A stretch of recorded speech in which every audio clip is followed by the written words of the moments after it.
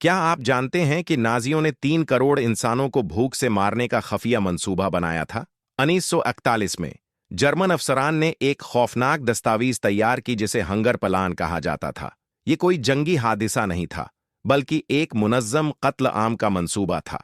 German हुक्काम ने बिल्कुल हिसाब लगाया कि यूक्रेन, बेलारूस और रूस से कितना इनाज छीनना है। उन्होंने लिखा कि कितने सलाव लोग भूख से मरेंगे ताकि जर्मन आबाद कार वहां रह सकें।